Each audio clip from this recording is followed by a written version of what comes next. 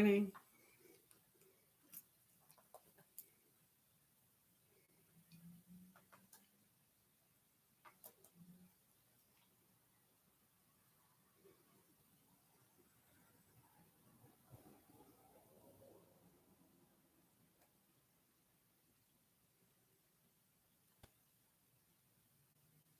Okay.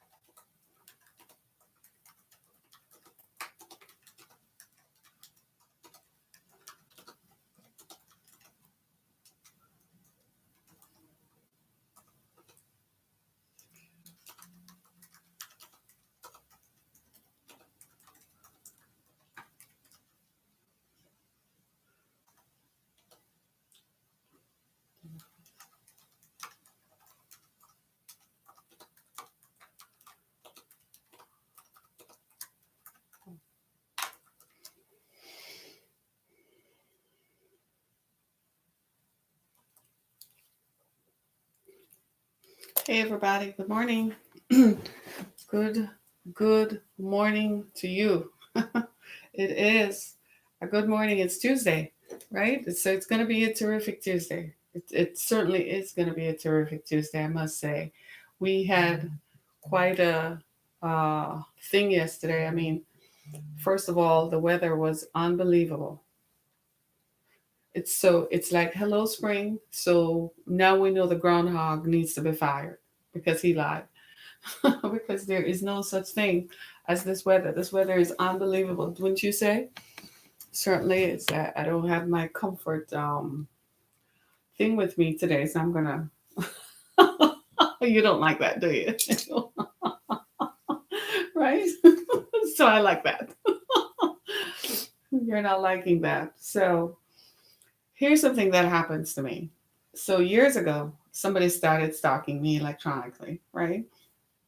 And I'm putting it out there just in case the person is listening or watching, right? Because people can do some really creepy things and they don't understand the extent to which they are annoying someone or the extent to which they'll get in trouble for it, right? So a few years ago, someone stalked me electronically. They kept calling my toll free number, right? And what I noticed at the time, I worked for a company.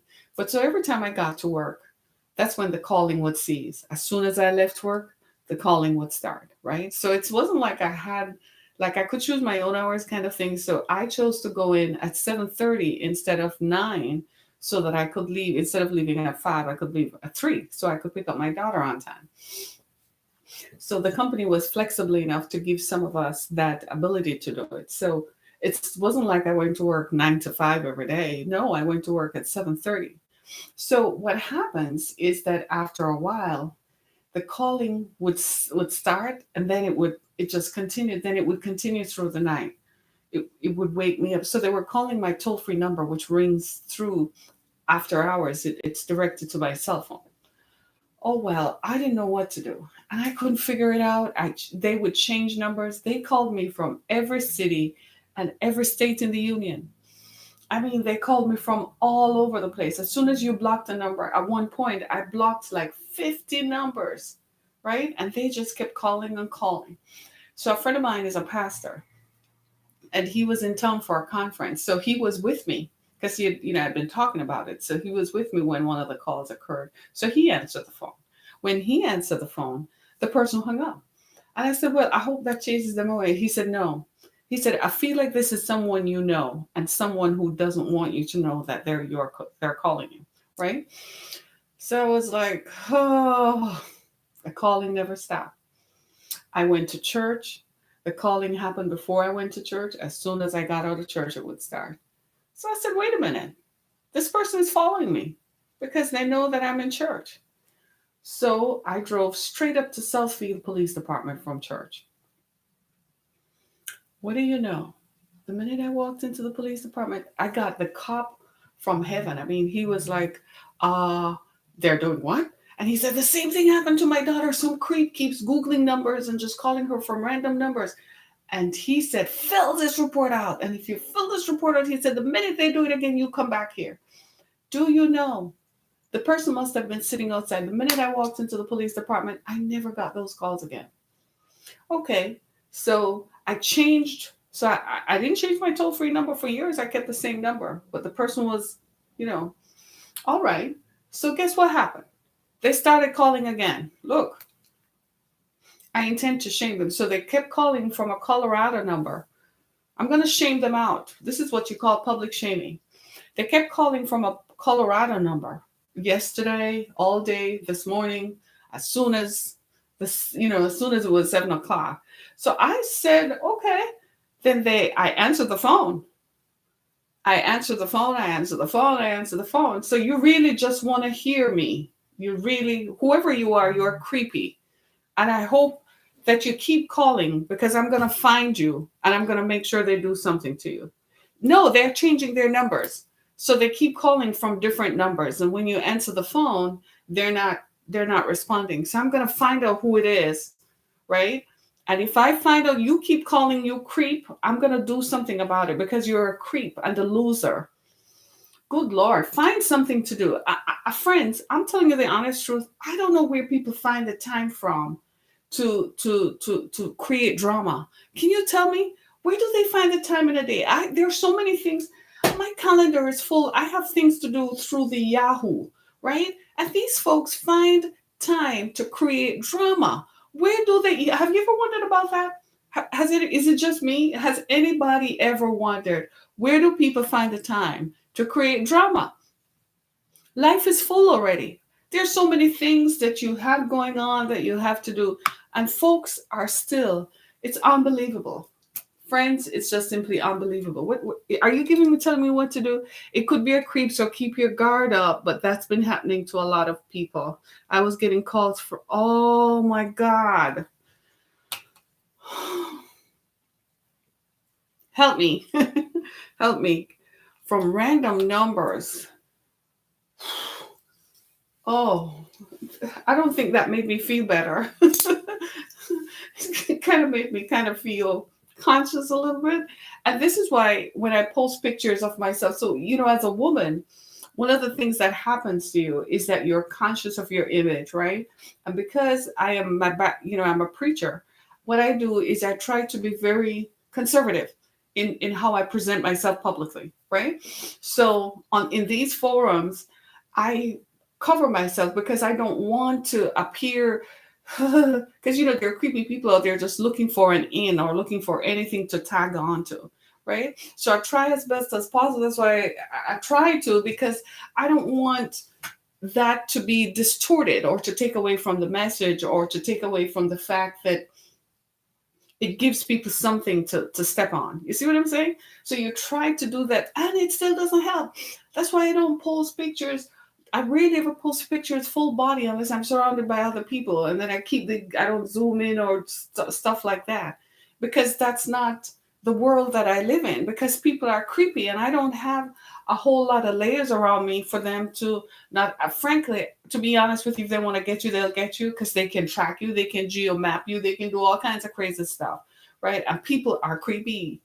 People are there. When I tell you that there are creepy people out there, trust me that there are, right? There are some really, really creepy folks out there. So just be careful, everybody. Pray for me as I pray for you, right? One of the things that's been happening to a lot of us women lately is that we're getting freedom. I'm going to do a whole show on that, the freedom of not wearing bras, because the underwiring bras are killing us. I am a firm believer now that it's a contributing cause to cancer, because when it's under your boob all day and it juts into your rib cage, there's no coming back from that. Right. So I'm going to do a show on it to talk about how we need to free ourselves from emancipate ourselves, kind of. The reason I'm saying it, I went to the mall yesterday after the show, and there was one of these stores, I can't remember which one, I was sitting, I was sitting waiting on my daughter to come out of a store, and one of these stores had a big sign up that was just advertising that the newest bra collection they have has no underwire. And I would have gone in there, but it's not a store for my size. It's a store for other sizes. So if I walk in there, they would be like, "What are you doing in here?" So okay, I just there with my lane, okay. But it grabbed me. You know why it grabbed me? I'm like, what a novel idea. No underwire, no push up, so we can feel free. We can still get the support we need without having stuff underwire pushing into your. Oh man! Oh, stop, people, stop. So this is one of the reasons why I need a sweater. So I'm going to put a sweater on. This is one of the reasons why some of us women, some of us, just some of us, not all of us, some of us tend to do different things, and we put on, we wear different hats, so we're different faces, same face, different titles in different spaces, right? And so the question I want to ask you is, who is creepy? Have you ever been stalked? Has anyone ever called you randomly? It's here's another thing. The reason I really want to talk about this, the reason I really bring it up is this. When you go to these, you're at the library or you're out in public, and there's someone soliciting your signature because they're soliciting your signature to put it up to a vote or something like that. Make sure you don't give out your cell phone number, right? So you have there's a disaster in your area, a natural disaster. And the people are saying, well, we're asking how you feel. And you write your name, your address, your email address, and your phone number. Stop. You're selling yourself. You've just given a total stranger, a total group of people, all your information, because now they can go look you up and see who you are. And if that is not creepy enough, well, what if it is going to land in the hands of the wrong people, right? And it's something we don't think about. People solicit you all the time. It's like you go somewhere and they have a sign-in sheet. You know what I do? I write my name and my email address, my generic email address. That's it. I don't give out my private email address, although it's been out for over 20 years. I don't give it out. I give out only my business email address and my name. I don't give out my address, my street address, and my phone number. No, because they're going to take that information, load it into a database that gets curated by others. And before you know it, you end up being solicited, right? Now, in this case that I'm talking about, this is coming through my phone number, my business phone number, one of my business phone numbers online, right? So that means that what? They literally went online to look you up, to look up your phone number, because this is a new phone number. So I know this, isn't it? It's amazing to me. So today I want to talk about sex, but I want to talk about how important sex from a different perspective, right? We look at incest as incestuous, as offensive spiritually, emotionally, societally, morally, and in every way. But what happens to the person who was touched? This has been circling around me for a couple of days, and I didn't want to talk about it because I didn't want to hurt anyone, and I didn't want to, for the love of God, really. I really did not want to offend someone who might be in recovery. So I didn't want to talk about it, even though it's been happening a lot. I've been hearing it a lot lately. It's just been floating around me. So after a while, you realize that it's come to your attention. You need to do something about it. I heard of a case. I was told of a story. Actually, they were asking for my input of a young woman who is now in the process of getting divorced, right? And she literally had to, I'm not going to say what cities she's from, but she literally had to leave one city and go literally, practically across the country. She never told the story of why she had been promiscuous growing up. People just made fun of her. They laughed at her that she was the easy girl, the one who was most accessible in school, and no one had ever really known the story. Well, in the town they lived in, finally, a 12-year-old girl came forward and accused this woman's father of having had sex with her. So he sexually assaulted a 12-year-old. She went to court and gave testimony that her father had molested her at the same age. And that was when it all came out. A shock to the family. They protect, you know how it is, family. I never knew what was going on. Really? Sure. Like, seriously. And then she was married at the time. Her husband was physically abusive. He raped her too, right? And so, as the story continues, she left one city and went to another city because she said she couldn't live in the city she grew up in because she was judged. People hated her. She felt like a pariah. She couldn't find anyone to date because everyone knew her story.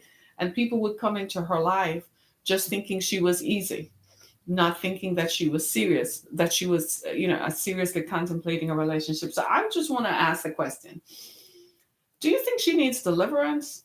Do you think she is promiscuous? Or do you think she needs help? Because what I have found is that people, it's very easy for me to sit in the seat of judgment. I'm not going to talk about you, I'm going to talk about me. It's very easy for me to judge you and to look at her and say, wow, you could have done things better. You didn't have to go that route. You could have said it better. But what about if she really couldn't have? Because that is what is apparent. Because here's the thing: sex, we've talked about sex endless. Sex is personal, but when an adult has sex with a child, it damages that child forever. Now, that child is going to grow up to be an adult. And what do I say? Broken children become broken adults. So that child is going to grow up to be an adult who is damaged forever. Now, how they respond and react is a matter of choice, a matter of information, and a matter of intervention. How do you intervene? In most cases, when an adult has sex with a child, it becomes a matter for the courts, right? So it becomes a legal battle. Separate and apart from the legal battle is the spiritual and emotional, are the spiritual and emotional ones. The person is still there. I heard of a story recently. A friend of mine is work obviously does this for a living, and the case came before them that this young girl at 17 suddenly came forward to say that her father had been molesting her from she was 12. What became apparent is that the father had a pattern of molesting children, because the reason she came forward was because the father started molesting a newer family member who had just turned 12. You see what I mean? So they felt like her story was that of a woman scorned, because what he told the 17-year-old all the time was she was his special one. She was the love of his life. This was a special thing they had going on. Seriously, it was quite the thing. And she wanted to pursue charges. She didn't drop the charges at all. And that's when they started looking at it like, they still prosecuted him because it's sex with a child that took place. So, in Michigan, I don't know about other states, but in Michigan, there is no statute of limitations on it. So you could be 60, but if it happened before the age of consent, that person is still likely to be charged for it, right? If you report it. So you can still report it at any time, right? So what I'm saying is, what happens when a father has sex with his daughter? Because I understand that in one of these modern religions, right, that they're referred to as a cult, I think it's the Jehovah's Witnesses, their teaching has been for years that a girl's first man is her father. Are you listening to me? Any of you grew up Jehovah's Witness and you no longer are? Maybe that's why. I said something and no one is saying anything. Are you all just going to leave me out here like that? Right?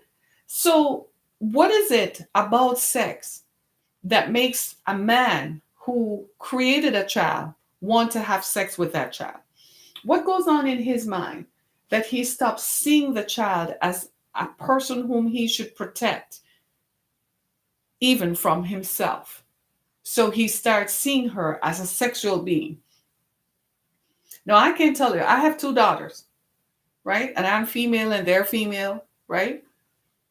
And I don't know how it was going to go, baby. If someone I dated began to see them as some sexual being, I probably wouldn't be sitting in this chair today. I'd probably be speaking to you from somewhere else, because baby, it wasn't gonna go down like that. I'm serious. Because that is one of the most damaging things that can happen. And here's how they get their daughters. This is why we talk about, the reason I'm talking about this, because I think we need to expose it, right? How they get their daughters is they're overly familiar with them. So it's over a lifetime of grooming. They put them on their lap. They whisper things like your daddy's girl, your daddy's special girl, right? So the child is relaxed. This is someone she grew up with, so she has nothing to fear yet until he touches her inappropriately. And then he reminds her that it's part of the process.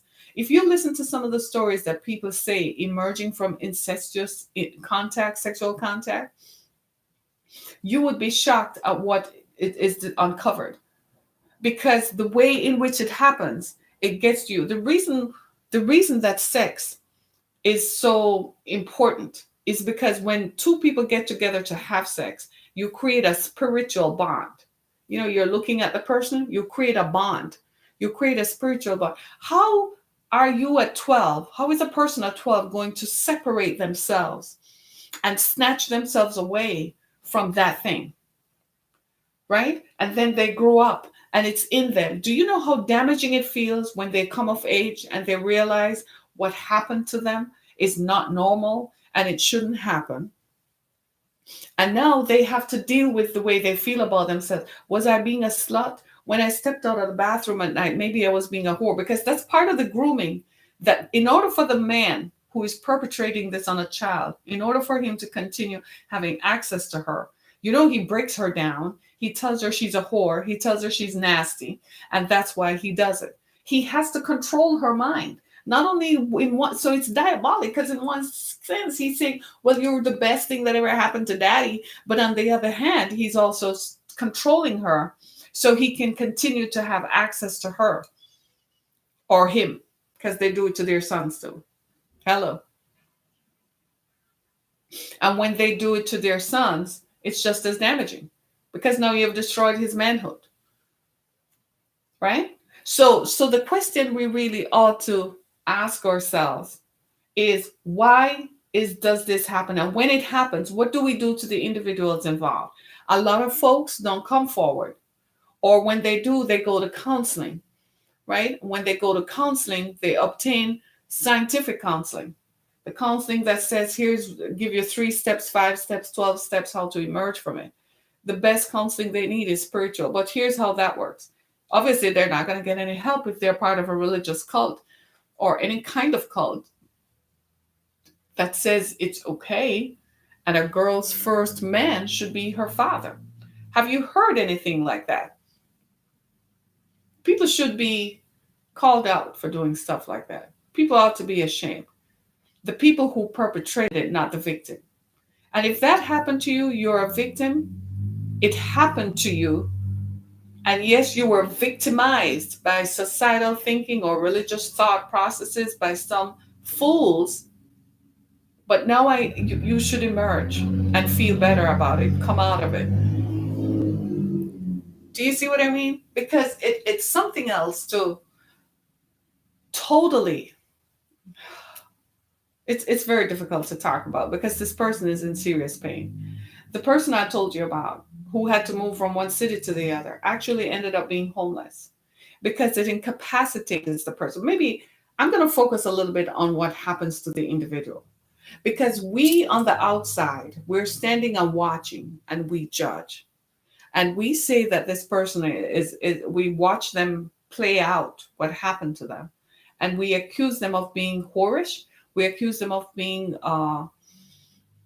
loose, have loose morals, without fully understanding that something happened that broke that person. And when that person is broken sexually and emotionally and spiritually, until there is healing in those 3 areas, those 3 chakras, those 3 joints that connect us as a human being, until that spiritual healing and emotional healing takes place, guess what? They're going to continue to be hurt. Some people end up committing suicide. There was a case I heard of. in which the daughter committed suicide at 40 because she couldn't live with the fact that her father had had sex with her most of her childhood. That's how broken this is. So now we need to figure out, how do we help someone? If someone comes to you and discloses, don't judge, don't point a finger, don't even talk negatively about the father. Because in I have seen where even persons who were raped by a family figure, they still had conflict with the love for them. One woman I know made a lifetime out of it, but she still loved her grandfather, even though he raped her when she was 12, because that's what it is. There is no sexual contact between an adult and a minor and a child under the age of 17 that is legal or allowable. Do you see what I mean? And we need to, at some point, we're going to have to accept that these things happen more than we want to know. These things do happen, and they happen over and over again on our watch, right next door, right across the street, with sometimes the very pillars of the society. They touch their daughters inappropriately and their sons inappropriately. Right now, there's a story circulating on Facebook about a Michigan pastor who date drugged men who came into his office. He gave them the date drug. GHB is the date drug, and or meth, so he could sexually assault them. I'm so disgusted by that because it is unbelievable. It's totally unbelievable. I'm sorry if that happened to you. I am so sorry. Because when I first heard this story, it was a few months ago. And I came across the story because the person was homeless and were looking for shelter. And invariably in these situations, I always ask, what happened, right? I always ask what happened. And at first, they didn't tell me the full story. They just told me that she had been physically and sexually abused by her husband and had gone to another city, and the housing fell through in that city. So she returned to a location that she was familiar with, and the family didn't want to have anything to do with her. Look at that. They're blaming the victim. How many of us has that happened to? The victim gets blamed. We blame the victim because we can't get to the perpetrator, or we don't want to accept that the person who caused the harm actually did it. So we blame the victim over and over and over again. So her family blames her. She's estranged from her family. And the family won't come to grips with the fact that that is why she dropped out of college. That is why she barely finished high school. That's why she dropped out of college. That's why she can't hold a job, because her emotions are shattered. At the very moment her father's penis entered her 12-year-old body was when her emotions and her spirit were shattered. So at his pleasure, he destroyed someone else. How many of us are guilty of that? How many of us have been the victims of someone destroying us for their pleasure? In pursuit of his pleasure, he destroyed his 12-year-old daughter, who is now 40 and still can't hold it together. She's shattered emotionally. And this is where the healing has to come in. I say this all the time. I am so sorry for what happened to you, just like I'm sorry for what happened to me. I could not stop it. I wasn't there, so I couldn't stop it. But now that I am here, I apologize to myself. Yes, I apologize to myself because I blamed myself. When I was sexually assaulted at 6, you got to understand, I didn't deal with it until I was 25. I've told you the story. When my oldest daughter was born and I was holding the innocent baby, that's when it became clear to me that the sexual violation that took place was not my fault. I should have no guilt attached to it because I didn't participate in it. And what happens is we blame ourselves. The victim blames herself because she says that your body, listen to me very carefully, your body is made up to have sex. You do realize that the reason they have sex with children is because the child's body is going to react sexually. That's really what they're after control over the sexual experience. So when they have sex with a child, what they're doing is they're having a sexual ecstasy. They're getting ecstasy out of it, they're getting pleasure out of it. The child's body is going to react because it is made to react. It doesn't care, your body doesn't care who the face of the person is. It is just made to react to sex, right? Hello? It is what it is. This is humanity.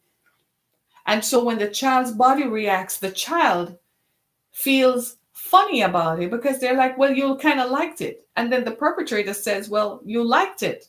No, that's your body having a chemical reaction. It's the same thing with rape victims, right? Your body is going to react chemically. And people who, I guess they've never had an orgasm or they've never had sex before will say, well, if you participated in it, no. Your body is going to react chemically to sexual stimulus. And when it does not give the perpetrator the excuse to say that it was okay. Rape is never okay. Do you see where I'm coming from? Are you feeling me on this? Right? You guys aren't even talking back to me, so I don't even know. Right? But do you see what I'm saying? So what happens is, because your body has the chemical reaction, all of a sudden now they're going to say, well, you participated in it and you enjoyed it. No, I didn't have a choice. You held my hands down. I was 6 years old. What were you going to do? I was 12 years old. I was 10. I was 8. I was 4. I was 3. I was 9. I was 16.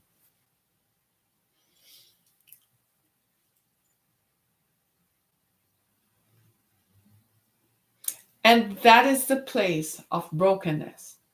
So I had this shame attached to the fact that somebody who was related to me touched me and had sex with me at 6 years old. And I felt ashamed that I had sex at 6 years old when it wasn't me. It was the person. And it was when I held an innocent baby that I realized that I wasn't to blame. It's the adults around me who did not protect me from a predator who was on the loose. That was when I got healed and I went on fire. Luckily for him, I think he died a few years after that. Yeah, because God does not like ugly. Okay? So he ended up being a vegetable for 25 years. He had a stroke and was a vegetable for 25 years. He peed and pooed on himself, and somebody had to take care of him. And I said, yep, that's what happened when you have sex with children. At his pleasure, it's someone else's pain. You know how people say, well, there is an old saying that pain is pleasure or whatever. No, sex was never designed to be painful. Sex was designed to be a procreational and recreational activity. Procreation in that it perpetuates the human race, right? The continuation of the human species. And recreational because after you're done having children, you're just supposed to have a fine, good time at enjoying how your body feels and reacts. Sex was never designed to have sex with children. That was and is always wrong. And that is perpetrated by child molesters, pedophiles, who believe that they should do that. People who want to have control and more control and more control. So when if it ever happened to anybody, I'm not saying it happened to you, I'm pointing the finger at me, then your healing comes from the fact that even though your body participated chemically, because it is designed to, and the person doing it knew that. Do you hear me? They knew that and took advantage of it.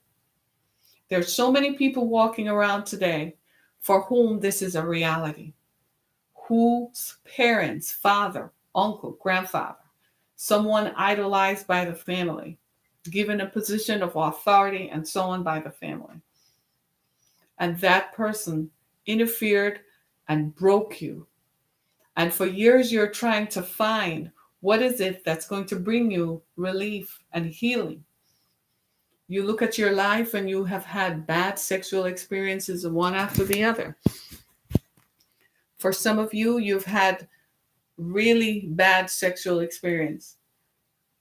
Some of you have continued on life and you've never told anyone, or you told someone and then they told everybody else.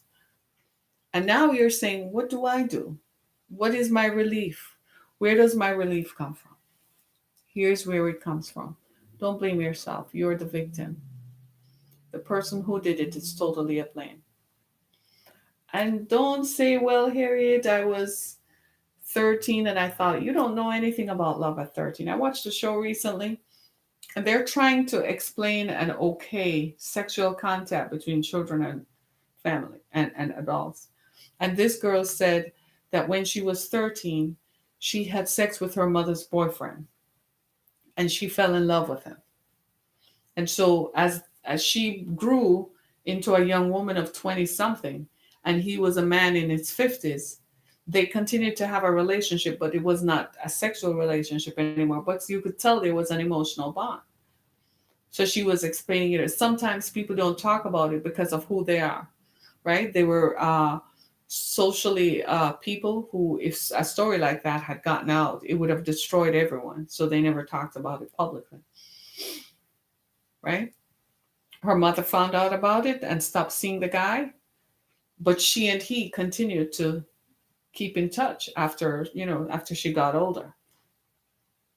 The mother must have felt betrayed, right? But for what the girl doesn't understand is that the intimate spiritual contact that was established when she was 13, that never went away. And that is exactly what the perpetrator knows. If he wants to get to the child, uh, then he has control of that person, even when they become an adult, because he has intimate sexual contact. And that is the danger. So, in this woman's case, what is her out? Well, she's having a series of broken relationships, right?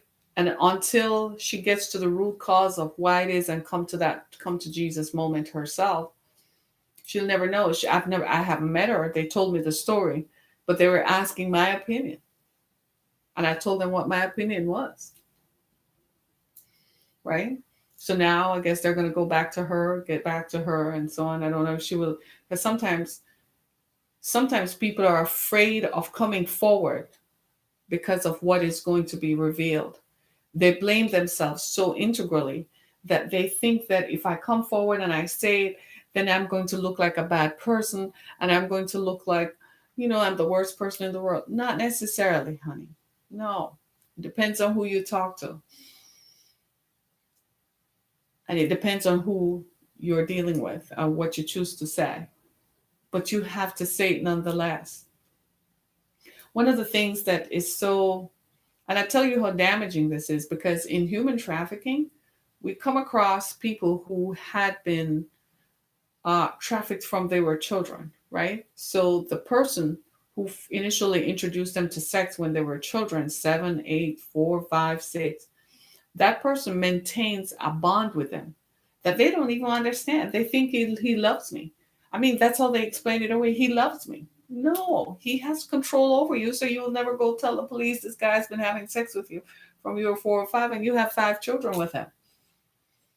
And we come across this so often. And I tell you, people who are, you have to respect social workers and therapists because the stuff they deal with, very few people are able to, and pastors, counselors, the stuff they hear, they have to have an off place for this to go off to.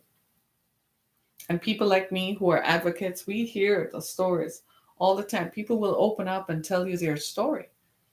And when you hear it, the first thing that happens to me is I'm amazed that you survived. I'm amazed that you're able to stand and tell the story. So that's the first thing that I feel about it. And the second thing about it is I want you to be free of the chains that bound you to that feeling. Because even though the thing might have happened, the incident might have happened years in the past, you're still bound to the feelings of degradation and shame that held you back, that have now constricted you and are preventing you from moving forward. And we have to break those negative thought patterns.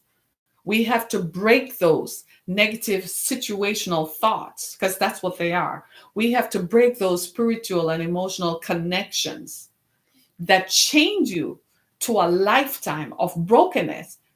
There are people who still have drinking issues and have issues with drugs as a way of coping, to numb the emotional pain. I heard a story about a young man who had been touched inappropriately by his mother's sister and who ended up functionally, but still had a problem with drinking and drugs, so much so that his mother became such an advocate for that. She never spoke to her sister again. For touching her son, she trusted her sister, left her son in her sister's care so she could go to work, and she was busy having sex with a kid and introducing sex to him. How horrible. And some of us, our attitudes, the societal attitude is, wow, what a lucky young man. He got introduced, he got some experience. Stop ratifying it like that. What you're doing is you're making it okay. It's not okay. That person is broken, right? And he remains broken, can't keep a relationship together because you know why? Their idea of sex is distorted. That's all. You can't keep a relationship together because the relationship they were first introduced to had elements of control in it, right? So it had control and abuse attached to it. So they can't function. Can't function. It's this. They have a distorted image of sex. All left behind, the residue left behind by someone who took advantage of their vulnerability and who took advantage of their innocence and ripped their innocence away from them. So many people never got a chance to have a normal childhood.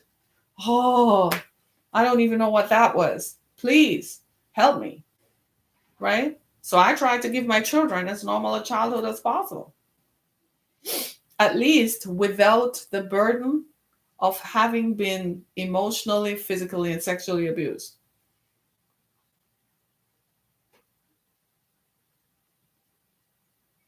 And that's what you tried to do. You tried to do the same thing with your children, especially for those of us who have been affected by that. Right? I know, pretty heavy on a Tuesday morning. Is that why you guys? It's pretty heavy, right? You know who you are. The people who tune in and listen to me, you know who you all are. You're healers. You know that, right? You're all healers. Because whatever you hear me say, you go back and it's in you and you help someone who is going through it. So you're healers. So thank you, thank you, thank you. You're all healers. That's what you do. Because when you hear me say it, you go back and you tell someone else. And it helps them. Unknown to you, it helps them. You're able to point them in the right direction, explain it, and tell them how it felt, right? And it takes each one teach one, kind of. Each one teach one. That's what it takes. So I'm gonna say I gotta go. It's time is going, right? But we've come to this point where in our humanity, there's some things we are forced to accept. It's not by choice. It's not like we want to know that this happens. It's not as if we're happy that this happens. Neither are we comfortable in thinking that this continues to happen. No, we're not. But we have come to the point where we accept that it's part of the human spectrum, that somehow there will always be individuals who will seek to take advantage of vulnerable people who sometimes are children, right? So we've come to the point where we are forced to deal with it. You and I may never be the ones to do it, but there are people who do this over and over. Some of them might even be listening to me. Some of them are trying to understand why they do it in the first place. Well, go back in your history. Because one of the things that becomes clear to all of us is that broken children become broken people continue to make broken people, right? And what we have come to realize is that somewhere in somebody's history, you were abused sexually too. So the abused becomes the abuser. And you're all looking at me like, how did that not happen to you? Well, by prayer and supplication, make your request known unto God, and the peace of God, which passes all human understanding, will keep your minds at ease. Right? It just came out. Right? But we have to recognize that this is why these things happen. People, these things happen. So when it happens, please don't judge. When you see a young lady or a young man being promiscuous, men who just go around and so on, something happened that broke them. And people sometimes are very reluctant to accept it. Some people push it so far back, it's like it never happened. But it's there on the line. It influences every decision you make. It influences how you feel. It influences how you relate to people. It influences even the relationship with your boss, the relationship with your wife, your girlfriend, your boyfriend, the relationship with your children, the relationship with your husband, the relationship with your wife. It's there. It's underneath all of it. It's underlying theme. Come, come, come, come, come. Find your healing. Come. No judgment. Find your healing. Get to your healing. Find it. Be healed. I am not promising you that you're just going to wake up one day and everything is going to be hunky dory and the light is going to come down and all of a sudden things will be crystal clear. No, this is where you start. You start right here. Come for your healing. Know that you forgive yourself. It was not your fault. Forgive yourself. And now let's find a way to help you get out of it. Okay, you can find me on the web 313-259-2800. Feel free to call me. We'll talk. Feel free to reach out to me if you choose to inbox me or whatever. Send me an email. Let me know how I can help. I'll turn you on to resources within your community that will help you find the peace. Because when you come to peace, and that supernatural peace, that peace, it will take you and relieve you and lift the burdens.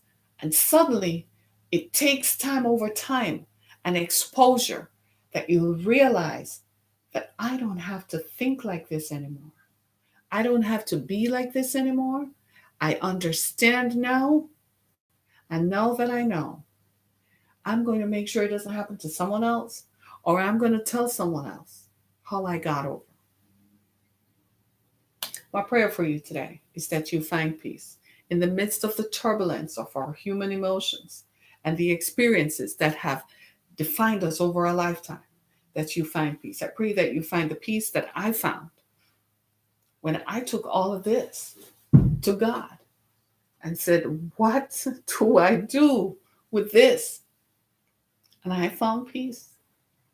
And maybe that's why I can wear my braids and so on, right? So this has been a heavy conversation. So, hey, do this for me. Stop. Take a deep breath. Come on, let's do it together. On the count of 3, we're going to breathe. 1, 2, 3.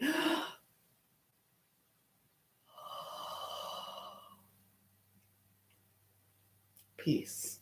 Just let peace fall. Love is a force, and I want you to find love. Okay, the pure, perfect love. Not love that daddy promised while he was putting his penis, or uncle this or uncle that. Pure love. That was never love in the first place. So now come to love. Now that you know the distinction, come to love. Or whether it was your mother, your mother's friend, your mother's girlfriend, whoever it was that did this, come to love. So I'm going to give you 30 seconds of silence. 30 seconds is a long time in airtime, isn't it? You need 5 seconds of silence where you just say to yourself, you're going to breathe, and then you're going to say these beautiful words. I forgive myself and I love me. We're ready? On the count of three. Are we ready? Are we ready? 3, 2, 1. 5 seconds. I love myself and I forgive myself and I am free.